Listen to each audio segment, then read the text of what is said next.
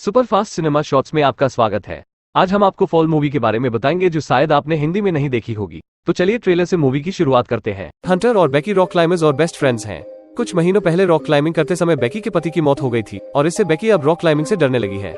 Hunter कहती है कि बेकी को अपने पति की श्रद्धांजलि के लिए उसके साथ 2000 फुट टावर पर चढ़कर उसकी अस्थियों को बहाना चाहिए। बेकी हंटर की इस बात को मान लेती है और वो दोनों टावर पर चढ़ने के लिए चले जाते हैं।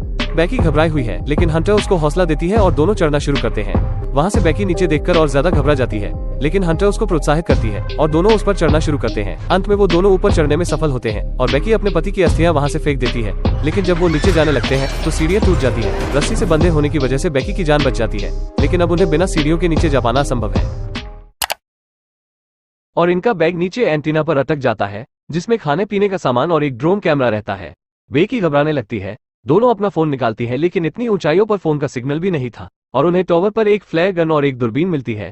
बेकी के पैर में थोड़ी चोट रहती है। हंटर अपनी शर्ट उतारकर बांध देती है जिससे उसका खून कम ही बहता है। हंटर दूरबीन से देखती है कि कुछ दूर पर एक गाड़ी खड़ी है लेकिन वो किसी को भी मदद के लिए नहीं बुला सकती। हंटर देखती है उसके फोटो पर लाइक्स और कमेंट्स आ रहे हैं जो उसने नीचे कुछ घंटे पहले एक मरी हुई बकरी की फोटो इंस्टाग्राम पर पोस्ट की थी। हंटर कहती है नीचे सिग्नल थे। हंटर मदद के लिए एक SMS लिखती है और उसे अपलोड पर लगा देती है और अपने फोन को रस्सी में बांधकर नीचे करती है ताकि सिग्नल मिल सके और SMS पोस्ट हो सके, लेकिन वहां भी सिग्नल नहीं मिलता।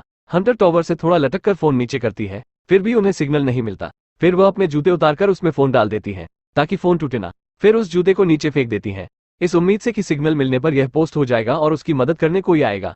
बेकी दूरबीन से नीचे देखती है तो उन्हें एक आदमी और एक कुत्ता दिखता है। बेकी जल्दी से अपना जूता नीचे फेंकती है लेकिन वो आदमी जूते का साइज और उसका ब्रांड देखकर चला जाता है। बेकी फ्लेयर गन चलाने जाती है लेकिन हंटर उसे रोक लेती है। कहती है रात होने का इंतजार करो फिर फ्लेयर चलाएंगे। रात हो चुकी है और बेकी अपना वक्त गुजारने के लिए अपने पुराने वीडियोस देखती है जिसमें वो अजीब बात नोटिस करती है कि हंटर उसे और उसके हस्बैंड को अजीब नजरों से देख रही थी। अब हंटर उसे फ्लेयर गन चलाने को कहती है। फिर वो अपने फोन के लाइट्स को ऑन करके इधर उधर करती है और यह दो आदमी उन्हें देख लेते हैं लेकिन वो उनकी मदद करने नहीं जाते और उन्हें वो ठीक से नहीं दिखाई देते क्योंकि वो बहुत ऊपर थी। वो उन्हें बचाने की बजाय उनकी गाड़ी लेकर चले जाते हैं। हंटर सो रही होती है और टावर से गिरने ही वाली होती है कि बेकी उसे पकड़ लेती है। फिर बेकी हंटर के पैर में देखती है तो उसने टैटू बना होता है जिसमें 143 लिखा था। फिर बेकी को याद आता है वो जब भी अपने पति को आई लव यू बोलती है तो उसका पति डैन जवाब में 143 बोलता था।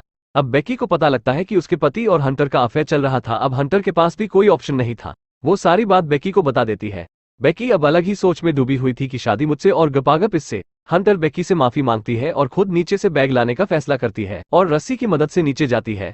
रस्सी छोटी रहती है वो बैग तक नहीं पहुंच पाती और हंटर शुरू से निडर रहती है। वो रस्सी छोड़कर एंटीने पर जंप करती है। बैग तो मिल जाता है मगर अब रस्सी उससे दूर हो जाती है। फिर वो बैग से सेल्फी स्टिक निकालती है और बैग को उसमें फंसा देती है और लंबा जंप करके रस्सी पकड़ लेती है। फिर बेकी अपनी पूरी ताकत लगाकर उसे ऊपर खींचती है लेकिन हंटर से रस्सी छूट जाती है और नीचे गिर जाती है।